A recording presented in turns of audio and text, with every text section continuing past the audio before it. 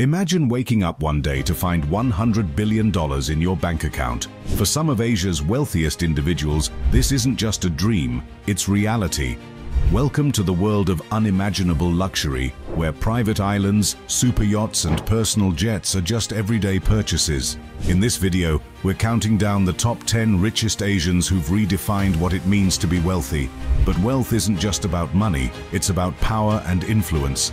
How are these billionaires shaping the future of Asia and the world? Let's dive in and find out. 10. Li Ka-shing. Li Ka-shing's story is wild. This guy started with just $6,500 back in 1950 and turned it into a $29.9 billion empire. That's like turning a cup of coffee into a private jet. How'd he do it? Well, he kicked things off with a plastic flower business of all things. But Li ain't no one-trick pony. His company, CK Hutchison Holdings, is into everything these days. We're talking real estate, energy, retail, you name it, Li's probably got his fingers in it. But here's where it gets crazy. This dude just merged with Vodafone to create Britain's biggest mobile operator. That's right, a guy who started selling fake flowers is now running your phone service in the UK. But Li ain't just about making money, he's giving it away like it's going out of style. Get this, he's donated $3.8 billion to charity. That's more than some countries' entire economies. Most of it goes to education and healthcare in China. It's like he's trying to build a whole new generation of Li Ka-shings. And you know what's even crazier? This guy lives like he's still selling plastic flowers. He wears a $50 watch and drives a regular car. It's like he forgot he's worth billions. But don't let that fool you. Li's always thinking ahead. He's big into tech startups now, looking for the next big thing. Li Ka-shing proves you can be mega rich and still give back big time. He's like the Robin Hood of billionaires, except he made his own fortune first. It's not just about having a fat bank account for Li, it's about making a difference. But wait till you hear about the next billionaire on our list. This guy made his fortune from something you probably use every day. And no, it ain't plastic flowers. 9. Tadashi Yanai. Ever wonder how a simple t-shirt could make someone a billionaire? Our next guy on the list figured it out, and he's got more stores than McDonald's in some countries. But here's the kicker, he's not stopping at just clothes. This fashion mogul's got plans that'll blow your mind. Meet Tadashi Yanai, the guy who turned basic clothing into a $31.4 billion empire. Yeah, you heard that right. This dude's worth more than some small countries, all from selling stuff you probably wear every day.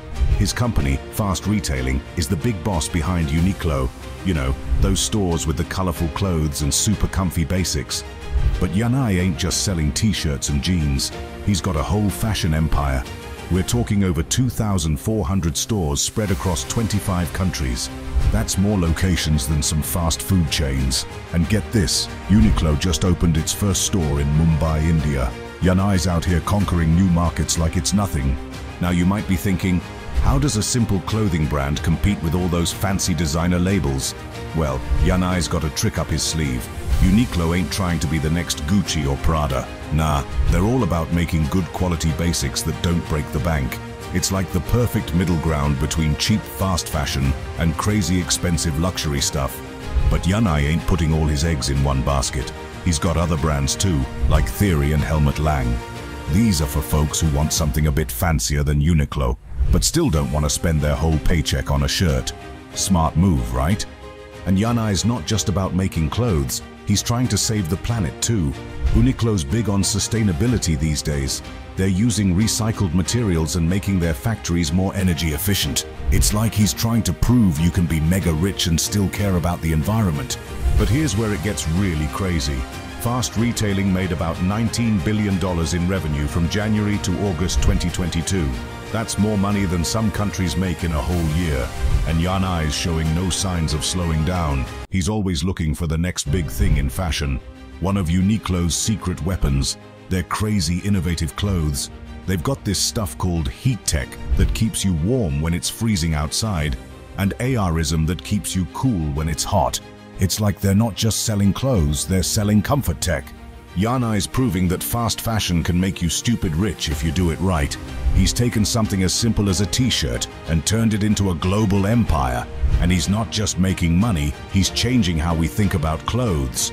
Speaking of changing things up, wait till you hear about our next billionaire.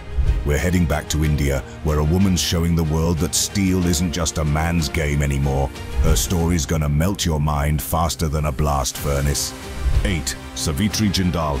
Imagine waking up one day and suddenly you're in charge of a massive steel company. Sound like a nightmare? For Savitri Jindal, it was just the beginning. This accidental CEO's turned a tragedy into billions, and she's using that cash in ways that'll make your jaw drop. Savitri Jindal ain't just rich, she's the wealthiest woman in India. But here's the crazy part. She never planned on running a business. When her husband, Om Prakash Jindal, passed away, she suddenly found herself at the helm of Jindal Steel and Power. Talk about being thrown into the deep end, right? So how'd she manage such a huge company with no prior experience? Well, turns out Savitri's got some serious skills. Under her watch, the company's gone way beyond just steel. They're into power generation and real estate now too. It's like she took a look at the company and said, yeah, this is cool, but let's make it even bigger. But Savitri ain't just about making money. She's big on giving back to communities. This lady's putting cash into education and healthcare like it's going out of style. It's like she's trying to build a whole new India, one school and hospital at a time. And get this, she's doing all this in an industry that's usually all about dudes. Steel, power, real estate, these are fields where you don't see a lot of women at the top. But Savitri, she's showing everyone that women can dominate in these male-dominated industries. She's like the Iron Lady of India, except she's actually working with iron and steel. Savitri's proving that you don't need decades of business experience to run a successful company. Sometimes, all you need is a good head on your shoulders and the willingness to learn. She took what could have been a disaster and turned it into an empire. But here's the real kicker. Savitri's not just making herself rich, she's using her wealth to make a difference. It's like she looked at all that money and thought, how can I use this to help people? That's the kind of billionaire we need more of, right? 7. Ma Huateng. Ever wonder how someone could make billions from an app that's free to download? Ma Huateng did just that, and he's got 1.3 billion people using his creation every month. But WeChat ain't your average messaging app. It's got some wild features that'll make you rethink what your phone can do. Ma Huateng's the brains behind Tencent, the company that created WeChat. This app's like a Swiss Army knife for your phone. You can text your friends, sure, but that's just the start. Want to pay for stuff? WeChat's got you covered. Feel like gaming? They've got that too. It's like they took everything you do on your phone and crammed it into one app. But here's the crazy part. WeChat's so big in China, it's basically replaced cash. People use it to pay for everything from street food to luxury cars. It's like Ma Huateng looked at money and said, nah, let's make that digital. And people are loving it. Now you might be thinking, how's a messaging app worth billions? Well, it ain't just about the messages. Every time someone uses WeChat to buy something or play a game, Tencent's making money. It's like Ma Huateng built a whole economy inside an app. But Ma ain't putting all his eggs in one basket. He's got his fingers in other pies too. Get this, he owns part of Tesla and Spotify. Yeah, the guy who made your messaging app also has a stake in your electric car and your music streaming. It's like he's trying to be part of everything you do. And just when you think Ma's done, he's got another trick up his sleeve. He's going all in on AI now. We're talking about tech that could change how we live and work. It's like he's not satisfied with just dominating phones. He wants to shape the future too. Ma's proving that one app can make you stupid rich. But he ain't stopping there. He's always looking for the next big thing. It's like he's playing chess while everyone else is playing checkers. But here's the wildest part. Ma's worth over $50 billion, and he's still not the richest guy on our list. The next billionaire? He made his fortune from something you'd never guess. We're talking about an app that's got teenagers and adults alike glued to their screens. It's changing how we consume content, and it's made its founder one of the youngest billionaires ever. Get ready, because things are about to get even crazier. 6. Zhang Yiming. You thought WeChat was big. Wait till you hear about the app that's got everyone from your little cousin to your grandma doing dance challenges. It's made its creator stupid rich, but he ain't even running the show anymore. What's up with that? Meet Zhang Yiming, the dude behind ByteDance, the company that created TikTok. This guy's app has over 1 billion users worldwide. Yeah, you heard that right. 1 billion people are scrolling through those addictive 15-second videos every day. It's like Zhang figured out how to put crack in video form. But here's the crazy part. TikTok ain't even Zhang's only moneymaker. ByteDance is into all kinds of stuff. They're big on AI and e-commerce too. It's like Zhang looked at TikTok and thought, nah, that's not enough. Let's take over the whole internet. So how did a video app become such a big deal? Well, Zhang's got a secret weapon, AI. TikTok's algorithm is so good at figuring out what you like, it's kinda creepy.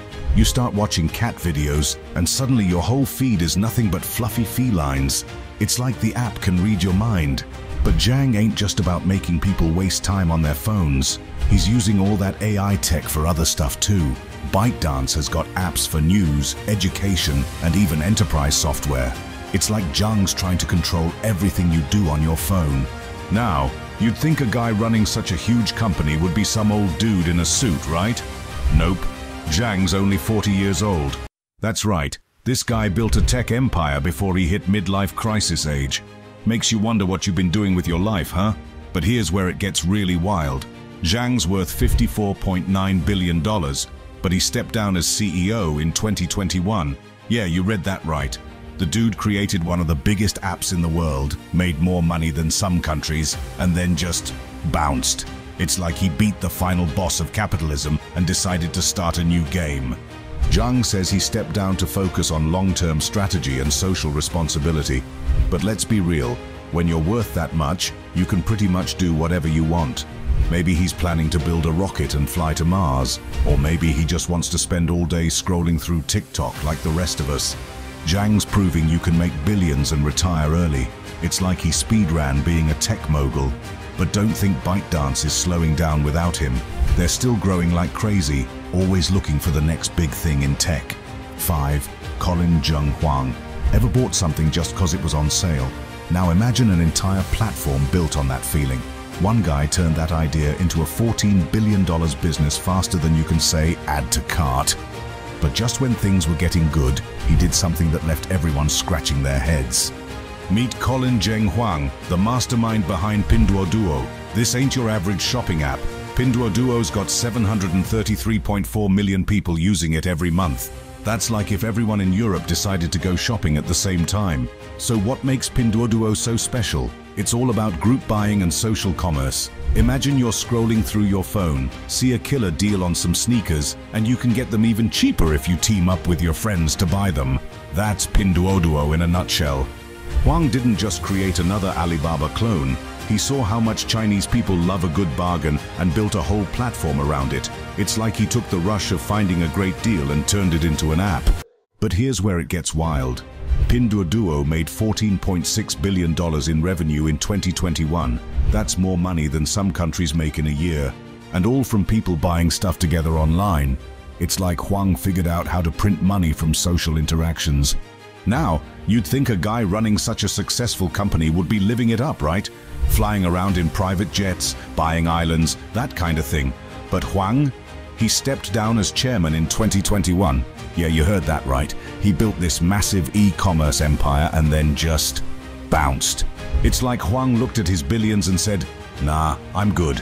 He's only in his early 40s, but he's already retired from the company he founded. Talk about peaking early. But don't think Pinduoduo's slowing down without him. They're still growing like crazy, always looking for new ways to get people shopping together. It's like Huang built a money-making machine and then handed the keys to someone else. Huang's proving you can disrupt e-commerce and then peace out. He saw a gap in the market, filled it with a killer app, and then rode off into the sunset. It's like he speedran being a tech mogul. But here's the thing, Huang ain't completely out of the game. He still owns about 28% of Pinduoduo, so he's still making bank, just without having to show up to the office. Talk about living the dream, right? 4. Prajogo Pangestu. You thought water was the most basic necessity. This guy's making billions from something even more fundamental. Prajogo Pangestu turned trees into treasure, but that was just the beginning. His journey from lumber to energy shows how one smart move can create an empire worth over $40 billion. Pangestu started out in the timber business, just chopping down trees and selling wood, but he didn't stop there. He looked at those trees and thought, what if we could turn this into something bigger? And that's exactly what he did. He took his logging company and transformed it into a massive energy and petrochemical empire. His company, Burrito Pacific, is now huge in plastics, mining, and thermal energy. It's like Pangestu saw the future and decided to grab a piece of everything. He's got his fingers in so many pies, it's hard to keep track. But that's the secret to his success. He didn't put all his eggs in one basket. But here's where it gets really crazy. In 2023, two of Pangestu's companies, Petrindo Jaya Krisi and Barito Renewables Energy, went public. And boom, his wealth exploded. We're talking a jump to over $40 billion. That's more zeros than most of us will see in our bank accounts in a lifetime. Pangestu ain't just about making money though, he's big on renewable energy too. It's like he looked at the world and said, we need to clean this place up. So now Barito Pacific is investing in green energy projects. It's pretty wild when you think about it. A guy who started by cutting down trees is now trying to save the planet. But don't think it's all smooth sailing. Pangestu's business has raised some eyebrows when it comes to the environment. People are worried about deforestation and emissions from his energy projects. It's like he's walking a tightrope between making money and keeping things green. Pangestu's story shows how adapting to market demands can make you stupid rich. He saw opportunities in different industries and went for them. It's like he's playing a real-life version of Monopoly, buying up everything from timber to oil to renewable energy. His success is a big deal for Indonesia too. Pangestu's companies are helping power the country's economic growth.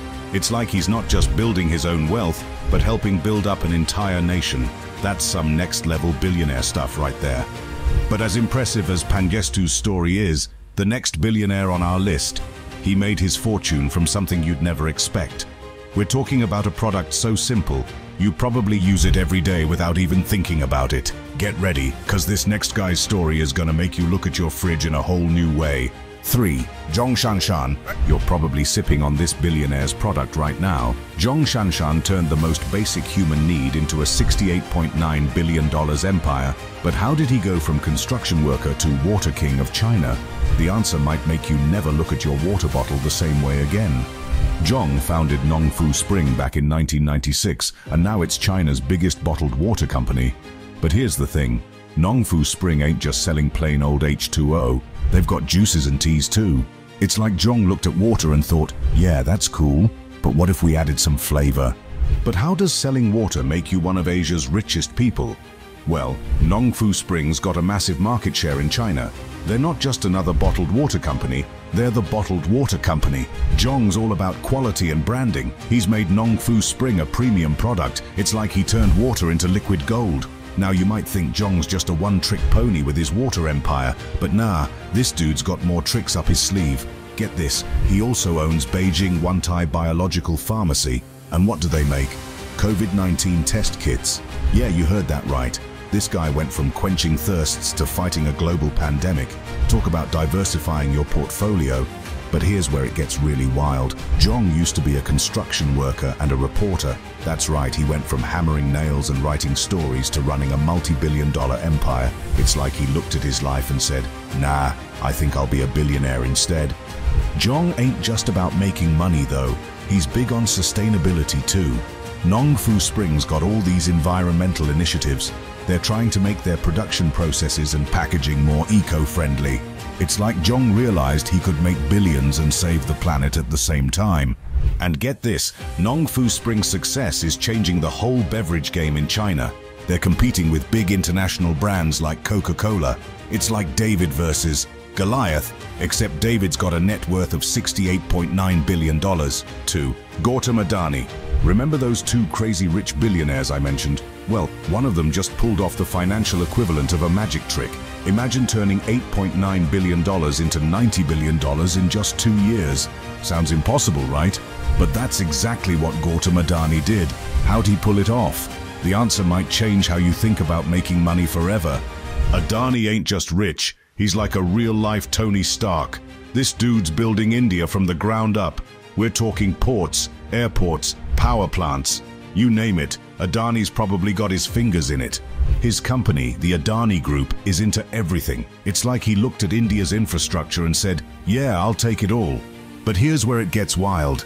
Adani just became India's second largest cement producer. Yeah, you heard that right. The guy who was building ports is now making the stuff that builds everything else. It's like he's playing Monopoly with real buildings. Now, you might be thinking, How does a guy get into so many different businesses? Well, Adani's got a secret weapon. His company's all about this nation-first philosophy. It's like he's trying to make India great again, but for real, and it's paying off big time. Adani's not just building stuff, he's shaping India's future. His company's got this massive port called Mundra. It's so big it makes other ports look like kiddie pools, and he ain't stopping there. Adani's also big into green energy. It's like he's trying to save the planet while he's making his billions. But here's the crazy part. All this empire building hasn't been smooth sailing. Adani's faced some serious heat. There was this report that accused him of fraud, and it cost him $44 billion in market value. That's more money than most countries make in a year. But Adani, he bounced back like it was nothing. Adani's proving that diversification and patriotism can make you stupid rich. It's like he's got the Midas touch, but instead of gold, everything he touches turns into a successful business. He's changing how we think about making money. It ain't just about focusing on one thing anymore. It's about grabbing every opportunity you can. But as impressive as Adani's empire is, he ain't even the richest guy in Asia. The #1 spot, that belongs to a dude who's in a league of his own. We're talking about a guy who's so rich, he makes Adani look like he's still playing in the minor leagues. 1. Mukesh Ambani. Imagine being so rich you don't even need a salary. Sounds crazy, right? But for Mukesh Ambani, it's just another day. This guy's worth $81 billion, and he doesn't take a penny from his own company. Why? Because he doesn't need to. Ambani's the big boss of Reliance Industries, and it ain't just any company. It's India's most valuable. We're talking about a business that's into everything. Oil? Check. Retail? You bet. Telecoms? They've got that covered too. It's like Ambani looked at India and said, yeah, I'll take it all. But here's where it gets wild. Reliance Industries has got 1.3 billion mobile subscribers. That's more than the entire population of China. It's like Ambani's got a direct line to every person in India, and he's using that reach to change the game in every industry he touches. Now you might think running such a massive company would keep Ambani busy 24/7, but nah, this dude's got time for some crazy personal projects too. Get this, he's building a $1 billion home. Yeah, you heard that right. A $1 billion house. And it ain't just any house. This thing's got 3 helipads. 3.